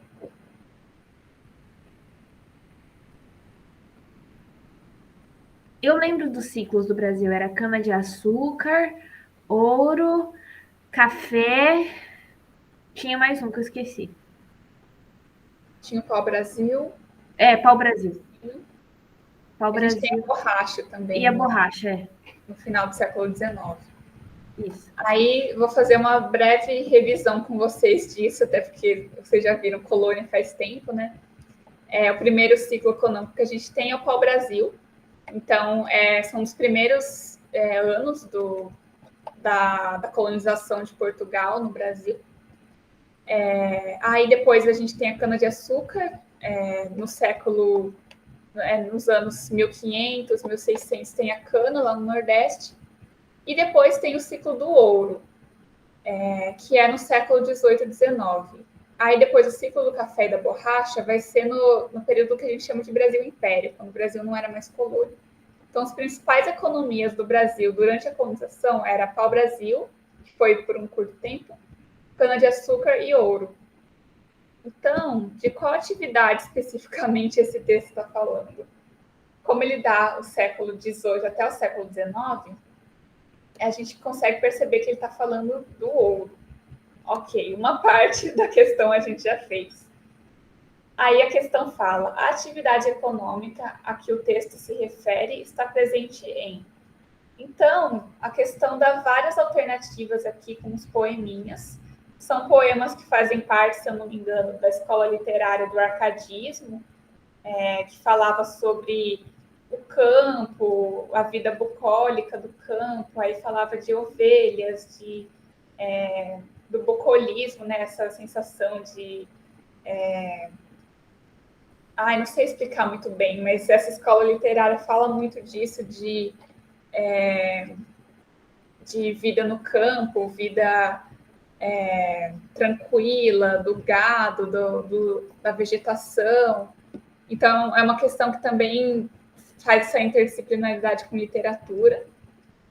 Aí, em cada um desses poemas que ele dá aqui nas questões, estão falando de alguma atividade econômica. E a gente tem que achar qual dos poemas está falando de ouro, que é a atividade econômica do texto. Meio chatinha essa questão, mas vamos lá. Eu não sei vocês, mas eu acho que vai ficar chato se eu ler cada uma das alternativas, então queria fazer a atividade de só passar o olho mesmo e ver o que a gente entende de cada um dos poemas, até porque os poemas são difíceis de entender. Então, na A, ele fala máquina mercante, tanto negócio, tanto negociante, este dar tanto em açúcar, drogas inúteis. Então, aqui está falando açúcar, está falando de máquina, provavelmente uma máquina que moe a cana-de-açúcar. Está falando drogas inúteis, mas droga, aqui o que ele diz não é droga do tipo maconha, cocaína, é droga no sentido de... esqueci a palavra. De produtos mesmo, de... inferno. Vocês entenderam o que ele diz sobre drogas? Essas plantas, verduras, coisas vindas da terra, que ele chama de drogas. Então, a A fala sobre isso, sobre açúcar, fala que abelhuda, muito provavelmente fazendo essa analogia ao açúcar, também ao doce. Então, é sobre essa atividade econômica que a A está falando. Na B, vaqueiro fala sobre guardar alheio gado. Fala sobre vinho, legume, fruta, azeite. Das brancas ovelhinhas tira o leite, as mais finas lãs. Então, está falando sobre gado, sobre ovelha, sobre fruta, legume, leite, lã. Também não faz referência ao ouro. Então, a gente também consegue descartar a B. A Lara fala sobre a C, vocês leram mais rápido que eu. Tá certo. A C também, sem cativos. Quando ele fala cativo, o que ele fala? Dos negros escravizados. Tirarem o cascalho da rica terra. Então está falando aqui sobre alguma exploração na terra. Da minada serra. Minada também referente à mina. Se fala sobre mina, fala sobre ouro. Separar o hábil negro do pesado esmério a grossa areia, já brilharem os granetes de ouro. Então, aqui entrega que o poema da C está falando sobre ouro, e é exatamente isso que a gente está procurando, né? Um poema que fala sobre a exploração do ouro. E esses poemas, inclusive, eles são contemporâneos a essa economia. Então, era dessa época do século XVIII, né? Aí a D fala sobre pescadores, peixe. Bu, pode falar. A Lara perguntou no chat que parte do texto você identificou que falava de ouro. Que texto, Lara? O texto do enunciado ou do poema da C?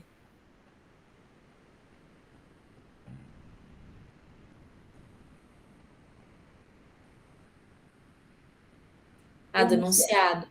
Então, realmente, o texto do enunciado ele não fala nada sobre ouro. E essa é a dificuldade da questão. Ele pergunta sobre uma atividade econômica, fala para você achar no poema a atividade econômica que o texto está falando, mas ele não fala qual é a atividade econômica que é.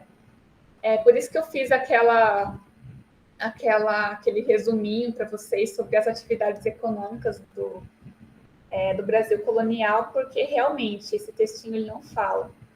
Essa é a dificuldade da questão. Então, quando eu li, não sei se eu viajei muito, mas para mim a parte do que se iniciara sob tão brilhantes auspícios, eu pensei em brilho, brilhante e ouro, mas não sei se faz sentido, mas eu tinha pensado nisso.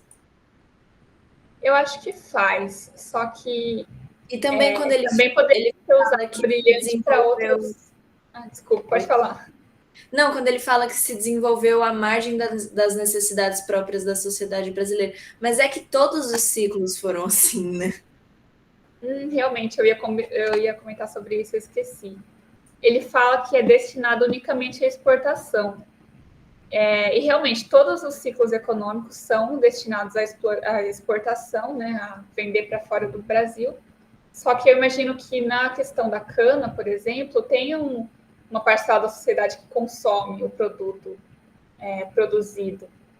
Então, o ouro, já diferente disso, ele ia direto para Portugal e aí ele era único e exclusivamente para exportação mesmo. Então, não sei se tem essa questão, acho que a gente pode pensar nessa questão de que o Brasil poderia ter um consumo próprio de outras atividades econômicas, mas essa descarta, assim. Pode falar, Lara. Eu acabei de identificar também, falando, assim, eu acho que tá na sétima linha. Tá falando assim, os prenúncios dessa ruína já se faziam, aliás, sentir para os observadores menos cegos pela cobiça desde longa data. Então, a cobiça quer dizer uma coisa de valor, uma coisa assim, eu liguei isso também. Uhum. Boa, foi uma boa observação de que fala disso, né? De cobiça, de observadores. Então, está falando aqui que esses caras eles já previam que essa atividade econômica ela ia acabar um dia, exatamente porque o ouro é um recurso limitado na natureza. Então, uma hora o ouro vai acabar e essa economia vai acabar. Então, realmente foi uma boa percepção que você teve. Então, o texto ele não fala da atividade econômica, mas ele dá algumas diquinhas, assim. Aí você vai lendo o texto, você vai interpretando quais dicas vai ser útil para você descobrir e conseguir fazer a questão, sabe? Acho que esse é o principal, é o X da questão. Mas essa a chave mesmo é a data, né? Pode ser, mas também as outras coisas também podem falar que está falando do ciclo do ouro. É que às vezes você não lembra a data, né? Então a data, por mais que seja o X, às vezes não vai ser útil para você, porque eu também não sou muito de lembrar a data. Pode falar lá. Eu fiquei com dúvida do açúcar também, porque nessa época o açúcar ele era muito, tipo, só quem usava era mais, né, melhor de condição e tal. Aí eu fiquei um pouco na dúvida do açúcar e do ouro. Eu fiquei na dúvida dos dois. Então, por isso que eu perguntei na onde você identificou o ouro, porque eu não sei se eu colocaria ouro, porque o açúcar tava muito. Enfim, tipo assim, quando a gente fala sobre essa época e tal, o açúcar é bem valorizado, muito desejado, né? Então eu fiquei com dúvida do açúcar também. Uhum. Realmente, dá para ficar com essa dúvida, tanto que porque quando o ouro começa a ser uma atividade econômica significativa, né, começa a crescer a exploração na região do sudeste do Brasil, não é como se a cana tivesse totalmente acabada, né? Ela ainda existia no Nordeste, só que começou a descer o destaque dela, né, na economia do Brasil. Então, realmente, dá para confundir com a economia de cana-de-açúcar. Por isso que é importante interpretar e encontrar essas dicas que tem no texto, né, que entregam que são o ouro. Como você falou sobre essa parte aqui que fala de cobiça, né, de que havia prenúncios da ruína, exatamente pelo ouro ser limitado. Também fala muito sobre a margem da necessidade da própria sociedade brasileira, até porque foi uma economia encontrada, né? Não foi planejada, tipo, vamos plantar cana aqui. Não, tinha os bandeirantes que eles faziam expedições pelo interior do Brasil e eles encontraram ouro. E é daí que começa a exploração do ouro no Brasil. Então, é difícil essa questão mesmo.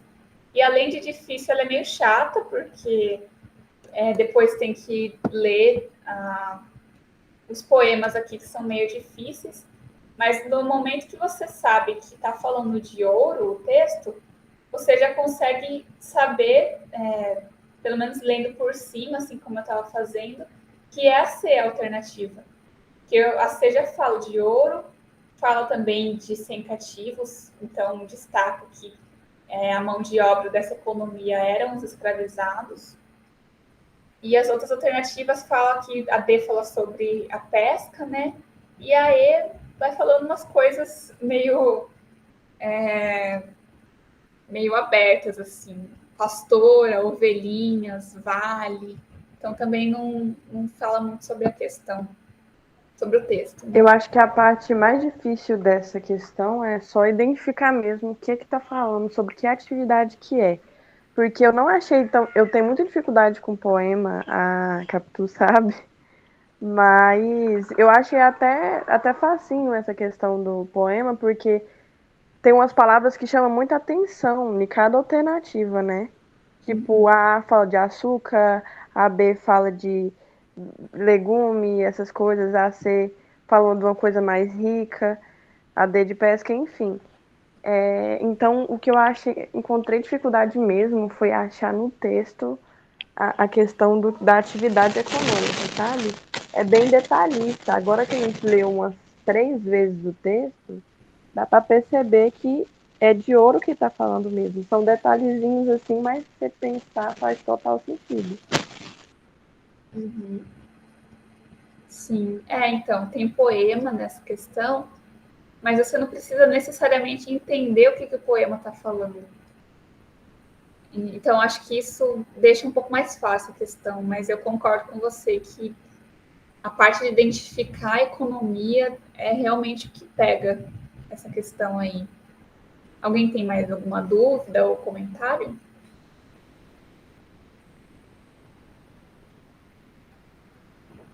Tá tranquilo, Goulart, você pode continuar.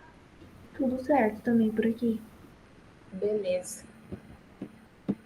Então, bora. Essa questão ela é meio chatinha, mas foi importante trazer ela também, porque tem tudo a ver, né? Que a gente está falando sobre saber ler um texto e entender o conteúdo da questão. Aqui a resolução, como eu falei, que é a C.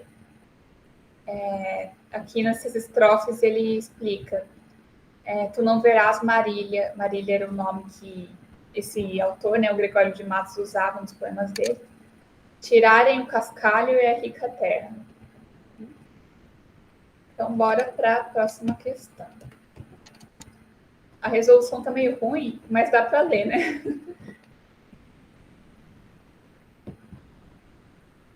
Você quer ler, Capitu? Pode ser. Então vamos lá. Para responder as questões de 17 a 19, leia o trecho da peça A Mais-Valia Vai Acabar, seu Edgar, de Oduvaldo Viana Filho, Vianinha. A peça foi encenada em 1960 na Arena da Faculdade de Arquitetura da Universidade do Brasil e promoveu um amplo debate.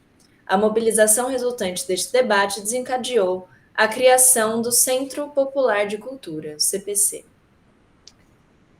Então, isso aqui é um texto teatral, gente, tá? Acho que é legal vocês terem contato com texto teatral, que é difícil cair em prova de vestibular, assim. Mas vamos lá. Então, isso é um coro, né? O que é um coro no teatro? Várias pessoas falando juntas ao mesmo tempo a mesma coisa. E aí, a fala é: trabalhamos noite e dia e noite sem parar. Então, de nada precisamos, se só precisamos trabalhar. Há 1000 anos sem parar, fizemos as correntes que nos botaram nos pés, fizemos a Bastilha onde fomos morar, fizemos os canhões que vão nos apontar. Há 1000 anos sem parar, não mandamos, não fugimos, não cheiramos, não matamos, não fingimos, não coçamos, não corremos, não deitamos, não sentamos. Trabalhamos. Há 1000 anos sem parar. Ninguém sabe nosso nome, não conhecemos a espuma do mar, somos tristes e cansados. Há 1000 anos sem parar. Eu nunca ri, sempre trabalhei. Eu faço charutos e fumo bitucas. Eu faço tecidos e ando pelado. Eu faço vestido para mulher, eu nunca vi mulher desvestida. Há 1000 anos sem parar. Maria esqueceu de mim e foi morar com seu Joaquim. Há 1000 anos sem parar. Daí, isso que está entre parênteses são as rubricas, né? Que são as descrições da cena, né? Não são as falas, mas é o que está acontecendo na cena. Então, um apito longo e um cartaz aparece. Então, apareceria um cartaz em cena, escrito 2 minutos de descanso e lamba as unhas. E aí, todos vão se sentar depois desse cartaz. Menos o desgraçado 4, que fica de pé curioso. Então, o nome dos personagens, eles não têm nome próprio, é desgraçado 1, desgraçado 2, desgraçado 3, desgraçado 4. Você quer ler o desgraçado 1, Bu? Pode ser. Tá, eu vou ser o 1. Aí eu sou o 3, aí você é 1 e eu sou o 3. Tá. Desgraçado 1. Ajuda-me aqui, 2. Eu quero me dar uma sentadinha. Senta. De assim não, acho que não é com a cabeça, não. Eu esqueci. A bunda, põe ela no chão. A perna que eu não sei. A perna tira. Aí Desgraçado o desgraçado 3. 3, desgraçado 2 desistem de descobrir, ou seja, eles estão tentando reaprender a sentar, porque eles estão trabalhando que eles desaprenderam a sentar. Essa é a dinâmica. Aí o desgraçado 1. A perna dobra, senta, satisfeito. Ai, não é para ler, né? Essas rubricas. A perna eu quero dobra. ver levantar. E aí o desgraçado 4. Aí todos olham para o desgraçado 4 e fazem sinal para que ele se sente, que é o novo desgraçado que apareceu aqui. Não, chega para mim. Eu só trabalho. Eu te ajudo. Trabalho. E tenho 2 minutos de descanso? Nunca vi sol, não tomei leite condensado, não canto na rua, esqueci do sentar. Quando chega a hora de descansar, fico pensando na hora de trabalhar. Chega. E aí agora nessa cena apareceria um slide escrito quem canta seus males espanta. E aí o desgraçado 1 cantando, que eu não vou cantar porque, enfim. A paga vem depois que a gente morre. Você vira um anjo todo branco, rindo sempre da brancura, bebe leite em teta de nuvem, não tem mais fome, não tem saudade, pinta o céu de cor de felicidade. Então é isso, gente. É um trechinho de uma peça que é pra gente pensar coisas aí, de história e de interpretação de texto também. E de sociologia, né? Essa é a de sociologia. O título da peça refere-se ao importante conceito da teoria de. Então vamos voltar para ver o título da peça, que eu esqueci também. A mais-valia vai acabar, seu Edgar. Então aí a gente tem que lembrar ou conhecer, enfim, o que é mais-valia, né? E aí, como é uma coisa que eu não sei se vocês tiveram, na verdade eu acho que vocês tiveram, porque vocês falaram esses dias para mim que vocês estavam tendo uma aula sobre essa pessoa. Mas então, alguém tem um palpite, assim, sobre o que é mais-valia? Assim, uma coisa que talvez tenha ouvido em algum lugar, ou já estudou? A mais-valia é o tempo não remunerado de trabalho, né? Tipo assim, é o tempo que você leva para se arrumar, para chegar no trabalho, e você não é remunerado por isso. Não é exatamente isso, não é o tempo de trabalho, né? Não, é tipo assim, é o tempo que você não trabalha, mas você gasta tendo que, tipo assim, chegar ao seu trabalho, todo esse tempo acumulado que, tipo assim, conta do deslocamento da sua casa, que eu lembre que explicaram é isso aí, que, tipo assim, é o tempo que você sai da sua casa, pega um ônibus, vai para o trabalho, aí depois trabalha o tempo lá, aí depois pega outro ônibus, volta para sua casa, aí acorda de novo, e todo esse tempo, tipo assim, você não recebe. E é um belo de um tempo gasto. Dependendo de onde você mora, vai, tipo, muitas horas. Então, na verdade, o conceito de mais-valia, isso você pode pensar, assim, isso tudo que você falou desse tempo desse tempo associado ao trabalho, mas que não é exatamente exercendo a função, ele não é o conceito exatamente de mais-valia, mas você pode pensar nisso como uma espécie de, enfim, de exploração, de injustiça também, mas a mais-valia mesmo seria o lucro que o empresário tem, ou seja, que o empregador tem em relação ao empregado, e que ele não recebe por isso. Então, por exemplo, uma empresa ela está lucrando muito, muito, muito com a venda de alguma coisa e esse lucro está aumentando exponencialmente, por exemplo. Mas o salário daquele trabalhador, que é quem de fato produz aquilo, não está aumentando à mesma medida em que o lucro do empregador aumenta. Então, a mais-valia é essa diferença, né? O empregado não recebe mais à medida em que o empregador lucra mais. Essa é a mais-valia, né? É meio que o lucro obtido através de um trabalho exaustivo ali, ou de uma força de trabalho das pessoas que não são remuneradas, que não recebem à medida em que esse lucro aumenta. É basicamente isso a mais-valia, pelo que eu sei. E é o lucro que vai para o empresário, para o dono da empresa, para o dono da indústria, e não para o trabalhador, de fato. E tem a ver com o que você falou, sim, Anitta, o tipo de que esse trabalhador ele tem, no trabalho dele, ele recebe uma remuneração pelo trabalho que ele faz dentro da carga horária de trabalho mesmo, mas tem todo por trás, né? Tem o tempo que ele leva, tem outras questões que ele deveria receber uma remuneração, mas a mais-valia é essa parcela do preço que não vai para ele, que vai para o empregador.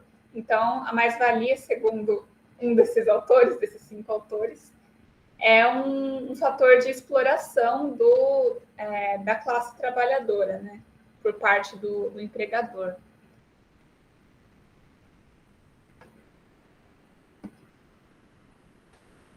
Bom, e aí a Anitta falou que é a C, a Lara falou que chutaria C, que elimina a B, a D e a E.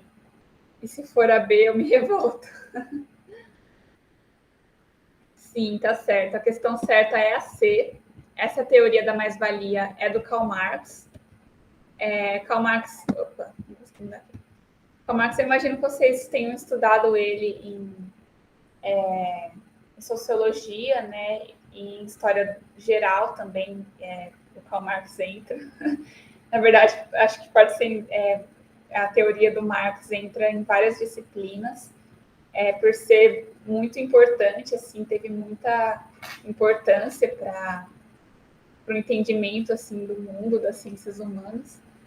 Eu imagino que também seja o nome mais conhecido para fora também, que também está na boca do povo, assim, as pessoas falam do Marx, do comunismo, do socialismo, da teoria marxista, né? Está tudo relacionado. E aí esse texto, ele faz, esse teatro, essa peça, faz alusão a essa exploração por parte da classe trabalhadora, né? E é exatamente isso que o Karl Marx fala. O Rousseau, da questão A, ele fala sobre... Ele é um dos autores que a gente considera que é do iluminismo, então ele é um filósofo iluminista lá, antes da Revolução Francesa, não sei se vocês lembram desse assunto. Então ele também não fala sobre a exploração dos trabalhadores, ele fala mais na questão de como seriam organizadas as instituições políticas. O Nietzsche, da B, ele é filósofo, então ele fala sobre outras coisas também. Eu não entendo muito Nietzsche, peço desculpas para vocês, não vou saber explicar muito bem o que o Nietzsche fala, mas também não é sobre esse assunto. Aí tem o Max Weber, tem o Jean-Paul Sartre, também não tratam sobre a questão da exploração dos trabalhadores, assim. Então, tanto a teoria, né, a teoria do mais-valia, quanto o conteúdo da peça em si está falando sobre as teorias do Karl Marx. Tudo bem?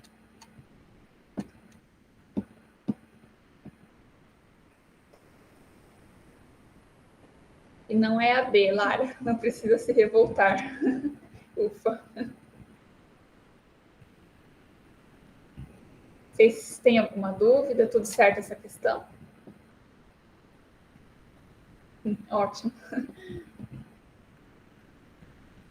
E aí a gente tem mais uma questão sobre esse mesmo texto, né? E aí eu queria fazer uma observação que eu esqueci de fazer no começo, que o vestibular da VUNESP faz muito isso. Tipo, ele pega um texto gigante e aí ele bota 3 questões sobre aquele mesmo texto gigante. Então, leiam os textos, porque é como se você tivesse, sei lá, se fosse fazer 3 questões com 3 textos diferentes, às vezes você leria mais texto ainda, sabe? Tipo, a lógica deles é deixar um texto grande, com várias questões referentes àquele mesmo texto, ao invés de botar, sei lá, 5 textos médios, ele bota um texto longo.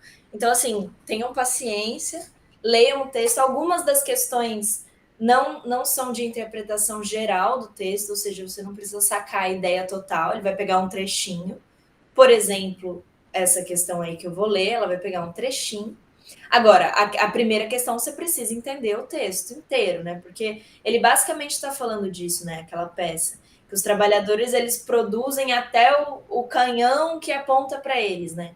Então, assim, que eles estão produzindo tudo e eles não estão recebendo de acordo com a quantidade de trabalho. Então, ele está falando diretamente sobre essa questão da mais-valia. Então, você tem que entender o contexto geral dele, né?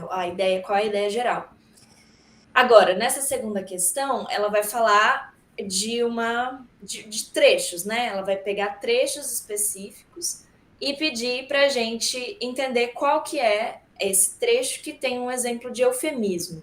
E aí, eu jogo para vocês, se vocês lembram, o que é eufemismo.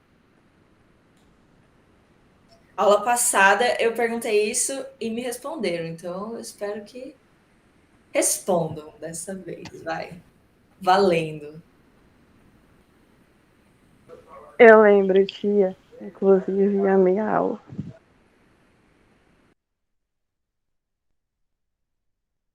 Boa, Anitta. Uma forma de abrandar a situação. Mais alguém? Com algum. É de deixar a situação mais leve, né? Eu acho, assim. É tipo... você não quer ser direto. Você quer... Na verdade, é uma situação um pouco que pode ser um tabu, ou constrangedora, ou triste, ou aí você quer dar uma suavizada na situação.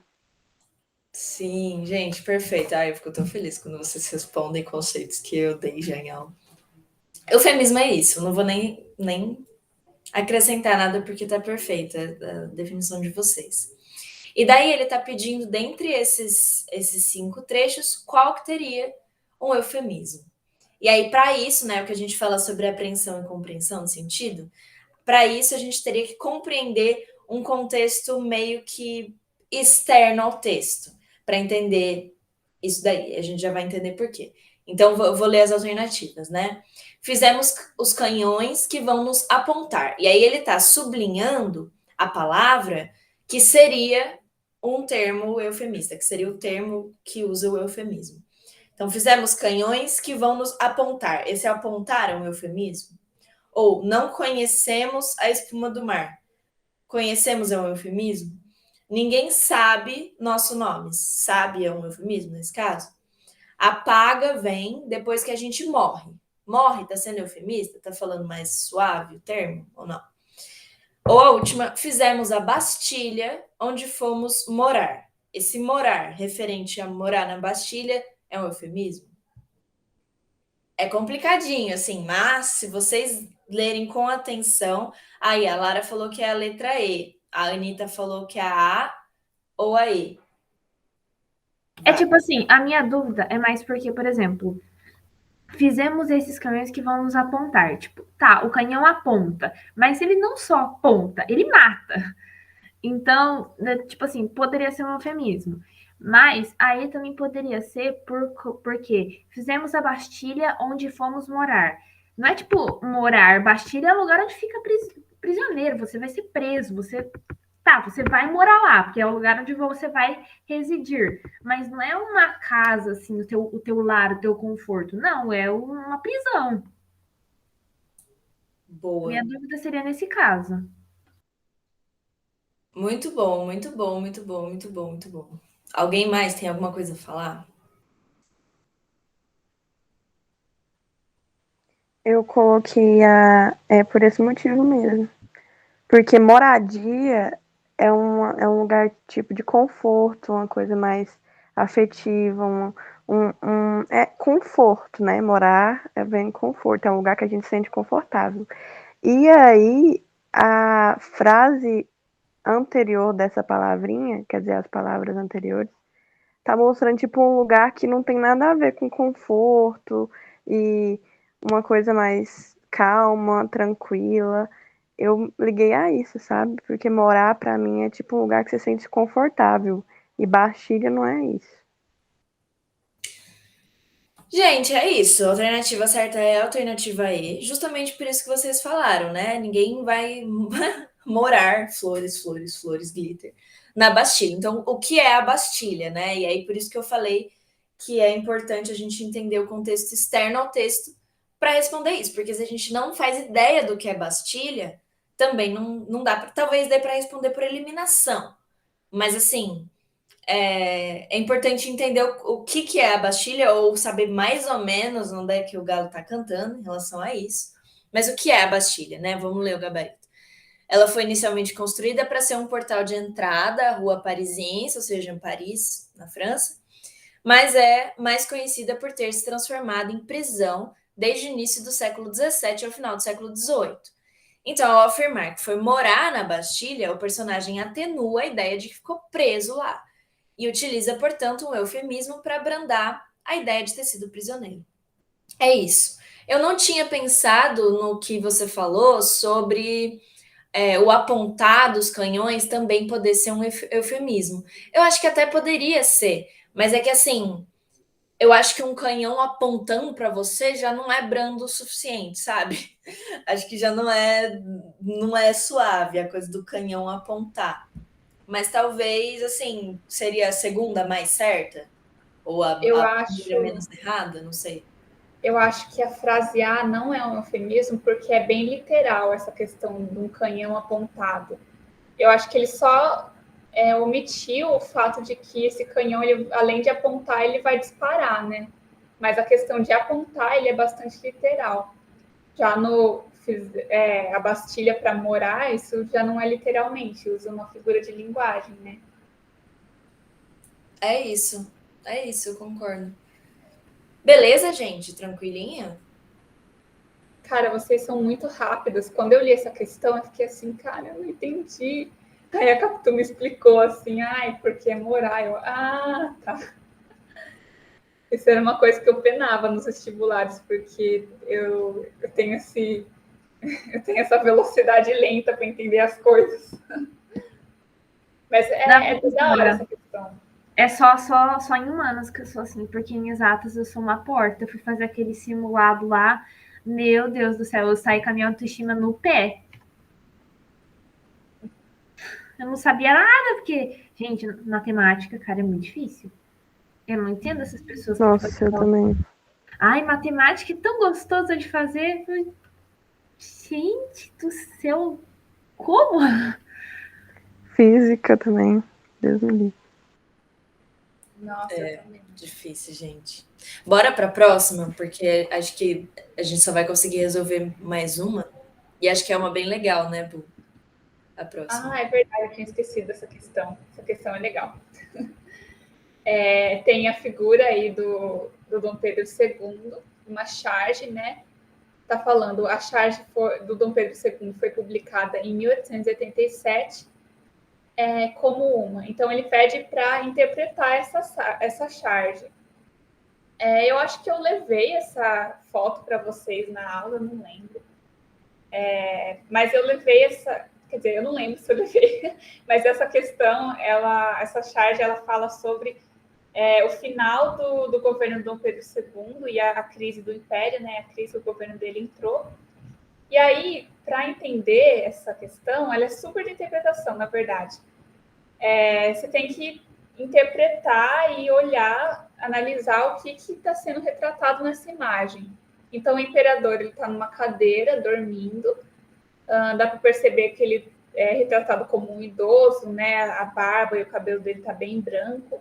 Ele está dormindo, ele está cheio de jornal, de papel em cima dele. Então, parece que ele estava lendo os jornais, não deu conta e apagou. Assim. Essa é a ideia que eu tenho quando eu interpreto essa charge.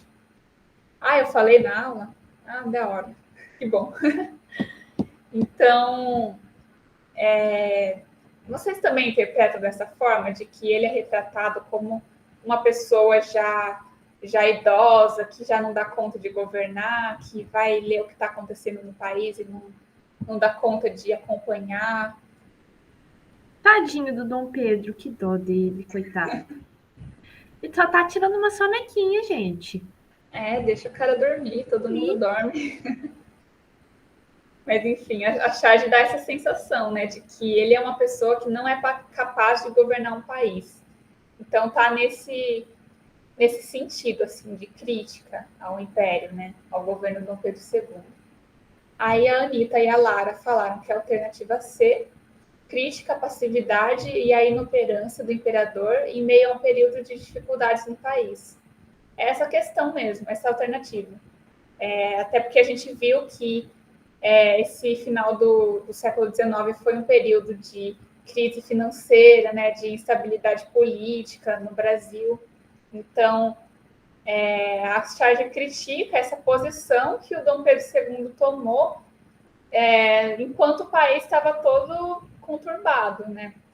A alternativa A fala demonstração de exaustão provocada pela diversidade de atividades exercidas pelo imperador. Até daria para ficar na dúvida, só que tem que levar em consideração que a pessoa que fez essa charge, ela estava criticando o governo.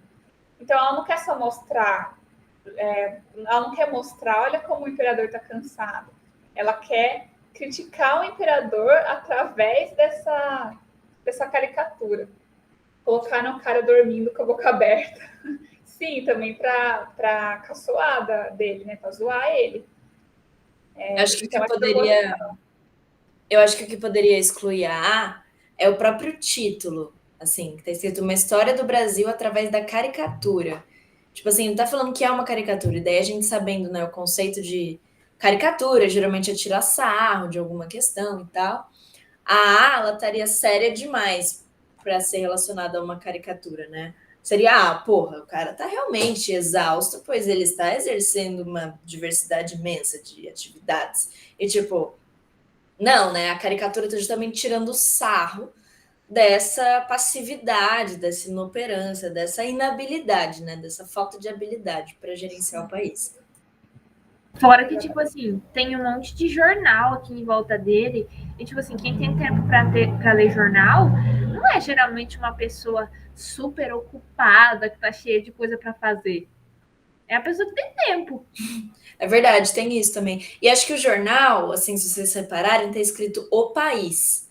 Então é como se ele tivesse nem aí pro país, né? O jornal como esse símbolo do próprio país, né? Do Brasil, que ele tá largando e dormindo diante do Brasil, né? Do país e dos problemas do país, né? Que são retratados no jornal. Então acho que a figura do jornal, ela tem esse papel de simbolizar justamente o Brasil, né?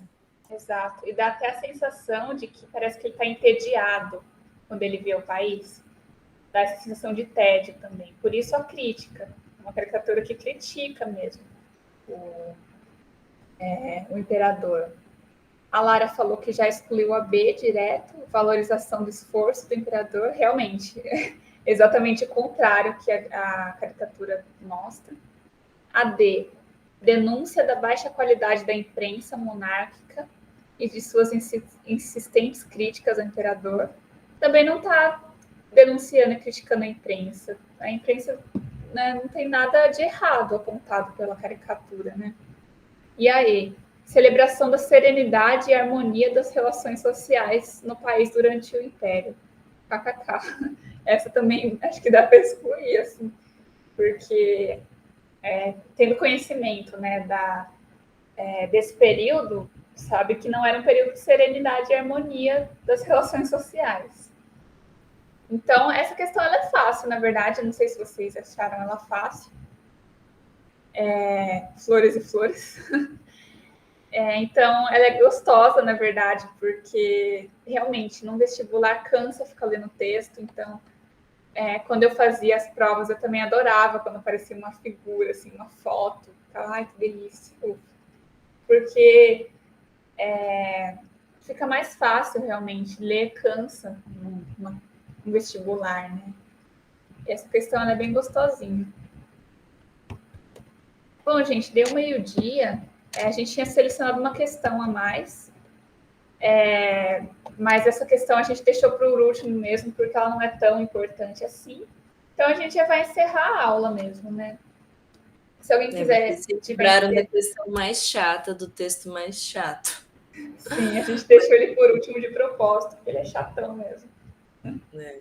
Mas da hora, gente. Gostei muito da participação de vocês. Achei que foi da hora, pelo menos para mim. Gostei muito de ter feito aula com você também, Bu. Achei que a gente... Eu adorei também. Nossa, uma boa dupla.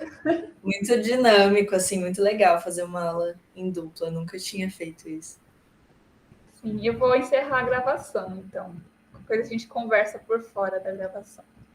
Eu amei a aula. Nossa, gente, vocês são demais. Ai, que bom.